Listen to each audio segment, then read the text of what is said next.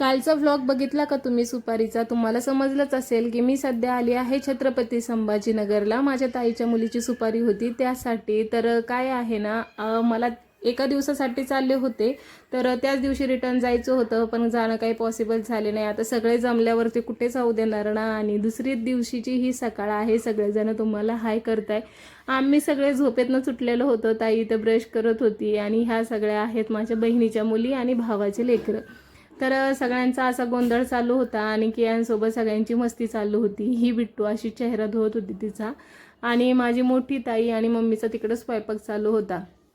आता माहेरी आल्यावर एक टेन्शन नसतं, लेकराला खाऊ घालायचं, आणि तेच काम माझ्या ताईच्या मुलीचं चालू होतं. स्वीटू कियांना खाऊ घालत होती आणि इकडे ना मम्मी दोघा भावांसाठी पुऱ्या बनवत होती. ताईने चहा बनवून दिला आहोंसाठी आणि थोडीफार मदत म्हणून मम्मीला बसले. मग मी इकडे भांडे धुवू लागण्यासाठी. आम्हाला जायचं होतं, त्यासाठी सगळी गडबड चालू होती. सगळेजण नंतर निवांतात जाणार होते, पण आम्हाला आजच निघायचं होतं सकाळी, त्यासाठी आमची इथे तयारी. तर कियांना खाऊ घालणं चालूच होतं. आणि इकडे ना माझी 2 नंबरची ताई जी आहे ना, तिच्या इथे शेती आहे आणि तिने खूप मोठे असे आंबे आणले होते लोणचं घालण्यासाठी. पण कार्यक्रमामुळे त्या आंब्याकडे कुणी लक्षच दिलं नाही आणि सगळे आंबे असे मधातनं बिलबिल झालेले. कार्यक्रम तर काल संपला होता. चला म्हणलं आता आंबे बघूया. तर मोठ्या ताईने सगळं काढून घेतला आणि बघत होती कसे आहे कसे नाही. तर आणि हीच ती ताई जी हे सगळे आंबे घेऊन आलेली, ही माझी ताई आहे. तर ती स्वयंपाक पण करत होती आणि आमच्या गप्पा पण चालल्या होत्या. मम्मी म्हणत होती, अगं माझा असा अवतार कशाला घेते मला, पण आता आई दिवसभर काम करते त्याच्यामुळे तिचा होतो. आणि तसाही माझा तर कसा असतो तसेच मी काढत असते.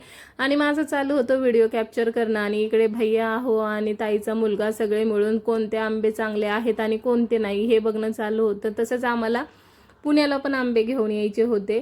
तर मग जे चांगले ते काढले वेगळे. आणि नंतर भैया कैऱ्यांचं लोणचं बनवण्यासाठी फोडायला बसलेला. तर फोडत असताना ना त्याच्यामध्ये बघा सगळे ते ओले ओलेच निघत होते, त्याच्यामुळे ना खूप त्रास होत होता. तर सांगते तुम्हाला, सगळे आंबे ना खराब झाले. आता एवढे दिसत आहेत ना तुम्हाला, ते सगळेच खराब झालेले आंबे. तर मधातनं ओलसर झालेले होते, त्यामुळे ते फोडायला काही जमलेले नाही. मग तो आंब्याचा पसारा दिला ठेवून आणि आम्हाला जायचं होतं. त्यासाठी आम्ही तिघच बसलो जेवण करण्यासाठी, कारण सकाळचे फक्त 10 वाजलेले होते. आम्हाला सकाळच्याच गाडीने यायचं होतं पुण्याला, कारण नंतर ऊन खूप वाढणार आणि दिवसभर तर तसंही उन्हामध्येच आमचा प्रवास होणार होता. परत चाकणवरनं शिक्रापूरवरनं चाकणला यायला रात्री जर आलं ना तर गाड्या भेटत नाही, त्यामुळे खूपच प्रॉब्लेम होतं. तरी ते सगळं आवरून घेतलं आणि त्यानंतर ना मम्मी पप्पाचे त्याचबरोबर ताईचे दोन्ही पण ताईचे पण पाया पडून घेतलेल्या, कारण किती काही असलं तर मोठे आहेत आणि मोठ्यांचा बाहेर जाताना आशीर्वाद घ्यायलाच हवा यासाठी. आणि त्यानंतर बॅग वगैरे पॅक करून आम्ही निघालो बाहेर. तर बाहेर जात असताना की यांना कुणी सोडतच नव्हतं. सगळे त्याचा एवढा लाड करत होते ना. आम्ही सगळ्यापासून दूर राहतो ना, त्याच्यामुळे जरा जास्तच त्यांना कौतुक वाटतं आणि त्यांना काही सोडूच वाटत नाही. सगळे असं निघेपर्यंत त्याच्या पप्प्या घेत होते बघा, एक झालं की एक सुरूच होतं. आणि परी माझ्या घेत होती, मी तिच्या घेत होते, असंच चालू होतं. माझी माहेरची खूप मोठी फॅमिली आहे, सगळे एकत्र जमले ना एवढं भारी वाटतं ना. खूपच सगळ्यांचा धिंगाणा असतो. दिवस कसा येतो आणि कसा जातो काही समजतच नाही. पण मी 1 दिवसासाठी चाललेले होते आणि लगेच जायचं होतं, कारण आत्ताच मी 8 दिवसांसाठी राहून गेले होते छत्रपती संभाजीनगरला. मागचे व्लॉग्स तर तुम्ही बघितलंच असेल. आणि आमच्या निघेपर्यंत काही गप्पा संपतच नव्हत्या आणि ह्यांच्या पप्प्या घेणं पण ते काही थांबतच नव्हत्या. तर ताईची मुलगी आणि मुलगा हे आम्हाला सोडवण्यासाठी येत होते. सिडको बसस्टँड आहे ना, जवळ आहे आमच्यापासून, तर तिथे आम्हाला जायचं होतं. तर त्यामुळे जवळ आहे म्हणून गाड्यांवरतीच निघालो. आणि तेवढ्यात माझी आजी आली. ही माझी आजी आहे, तर बाय करण्यासाठी आलेली. आणि मग आम्ही पोहोचलं सिडको बसस्टँडवरती. तर कियान इकडे सगळ्यांना बाय करतोय आणि एवढी गर्दी होती ना, काय सोमवार होता तरी पण एवढी गर्दी, प्रचंड प्रमाणात गर्दी होती. सगळीकडे गर्दीच गर्दी. आणि ऊनही सकाळी 10 वाजताच एवढं लागत होतं ना.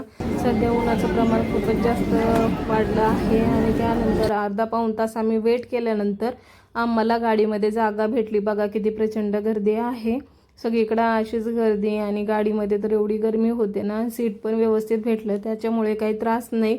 आणि कियान बघा घामाने पूर्ण ओला झालेला, आणि त्यामुळे त्याला उन्हाच्या झळ्या लागत होत्या म्हणून असा रुमाल बांधून घेतलेला. कसं क्यूट दिसतंय ना माझं बाळ. तुम्हाला कसं वाटतंय कमेंटमध्ये सांगा. त्यानंतर गाडी थांबली होती चहा नाश्ता करण्यासाठी.